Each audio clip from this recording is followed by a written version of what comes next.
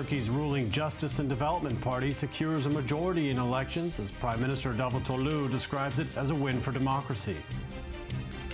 The investigation of the Russian airliner crash continues in Egypt as the bodies of more than 140 of those killed have begun to arrive in Russia. And the leaders of Japan, China, and South Korea work to mend ties at their first meeting in 3 years.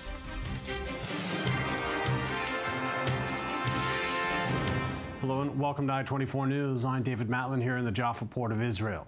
Well, Prime Minister Ahmet Davutoglu called on Turkey's political parties to come together and agree to a new constitution after his ruling Justice and Development Party, or AKP, regained its parliamentary majority in Sunday's general election. Yoav Borowitz has more. Turkey's pro-Islamist AK party swept to an unexpected victory in elections on Sunday, returning the country to a single-party rule in an outcome that will boost the power of President Tayyip Erdogan and Prime Minister Ahmet Davutoglu. The victory is our nation's. I hope we will serve you well for 4 years and be here again in 2019. The AK party, taken just shy of 50% of the votes, comfortably enough to control a majority in the 550-seat parliament, and a far higher margin of victory than even party insiders had expected. The result could aggravate deep divides in Turkey between pious conservatives who champion President Erdogan as a hero of the working class and Western-inclined secularists suspicious of his authoritarian and Islamist ideals. The Kurdish People's Democratic Party scored just over 10% of the vote, a figure that was down on the 13% it won in June. There was no free, just, and equal campaign. Let no one be angry, but we, even in this bloody chaos and without campaigning, we still managed to get almost 11% of the vote. It was the result of a vote by people who are together in solidarity and honorable resistance, firm and determined in the face of attacks. President Erdogan accuses the People's Democratic Party of being a political front of the PKK, which is considered a terrorist organization by Turkey and its Western allies. In each case, post-election Turkey will have to find its new equilibrium, one in which there is no doubt about who the rulers are, but the need for collaboration and peace are even stronger than before. Well, this morning we spoke with Laura Wells, I-24 News contributor in Istanbul, about the outcome of the elections and the potential amendments to the Constitution. People do also criticize the current constitution that was created during a coup. It's the one that says that, for instance, you can't insult the religious beliefs of a majority of the people, or you cannot insult the president or even Ataturk, the founder of the nation.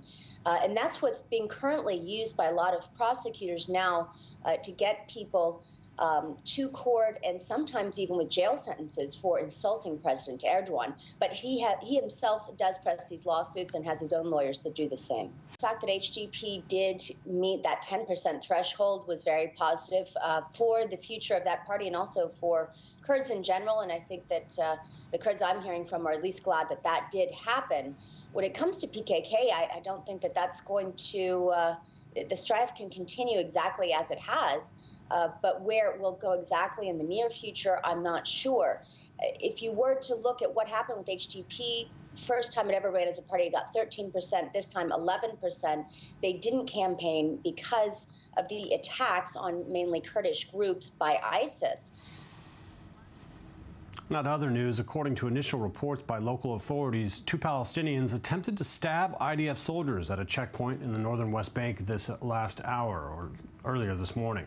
Well, both assailants were shot on the scene. One has been killed and the other was arrested, and apparently no soldiers were injured. Our correspondent Shai Ben-Ari joins us on the phone now. Shai, thanks for being with us. Hello, David. Can you shed some more light on what happened this morning in this incident?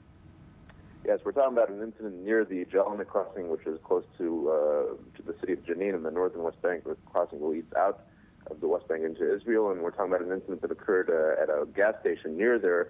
An IDF force approached 2 Palestinians who were deemed suspicious at the scene. One of them then attacked the force with a knife. No soldiers were hurt.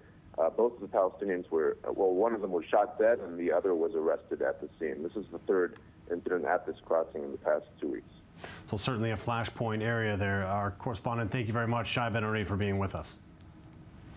Well, the bodies of more than 140 of those killed in Saturday's air crash in Egypt have been flown back to St. Petersburg as an investigation into the cause continues. The country observed a day of mourning on Sunday after its worst air disaster. Grieving Russians piled flowers high at St. Petersburg Airport. Meanwhile, the head of a Russian aviation agency said that the fact that fragments of the plane were scattered over a wide area suggests that the jet broke up in the air at a great altitude. The site of the crash occupies a very large territory, more than 20 square kilometers. More generally, the zone where the fragments of plane are scattered has a shape of a stretched ellipse about 8 kilometers long and about 4 kilometers wide. All the signs show that the plane broke up in the air on a great altitude. Azerbaijan's ruling party won an outright majority in Sunday's election, cementing the president's hold on power. But international observers had refused to monitor the vote due to restrictions by authorities. The elections were held Sunday in oil-rich Azerbaijan for the former Soviet Republic's parliament, but most opposition parties protested the elections as a farce. And the U.S. and South Korean defense chiefs urged North Korea on Monday to immediately cease all activities related to its nuclear program and said they'll have no tolerance for any provocation by Pyongyang. U.S. Defense Secretary Ash Carter and his South Korean counterpart also expressed so-called grave concern over the North's intent to conduct a long-range missile launch and a nuclear test. Both are stark reminders that North Korea is an up-close, dangerous, and continuing threat to the security of the peninsula and the region. But together, we will meet that threat. Well, Chinese Premier Li Keqiang said that China, Japan, and South Korea should expand trade and tap mutual investment potential to promote growth, as Li addressed the China-Japan-South Korea Business Summit. China is the largest trading partner for Japan and South Korea. Well, also at the summit, Japanese Prime Minister Shinzo Abe said that he and South Korean President Park Geun-hye agreed on Monday to try to resolve a dispute over the so-called comfort women forced into prostitution in Japanese wartime military brothels. It's a feud that's been a major obstacle to improving ties between the two nations. It's the 50th anniversary of the normalization of ties this year. Keeping that in mind, we've agreed to accelerate talks for the earliest possible resolution. Regarding the issue of comfort women, I believe we should not leave behind difficulties for future generations as we try to build a future-oriented cooperative relationship. And to some sports news. Kansas City ended a 30-year wait for a World Series title as the Royals reigned over Major League Baseball with a 7-2 12-inning victory over the New York Mets Sunday. A pinch-hit single by infielder Christian Colon scored the go-ahead run in the 12th, and the Royals captured the best-of-7 series 4-1. The Royals' triumph was all the sweeter coming after their agonizing Game 7 loss in last year's World Series. And fans of the Boca Juniors came out in droves late Sunday in downtown Buenos Aires to celebrate their team's latest championship. Well, the Boca Juniors won the Argentine First Division Championship with a match to spare when they beat Tigre 1-0. Boca, inspired by Carlos Tevez since the Argentina strikers returned to the club from Europe in mid-year, succeed Racing Club as champions. And Haitians congregated in Port-au-Prince's National Cemetery on Sunday to spend time with their deceased loved ones and remember them during Day of the Dead celebrations.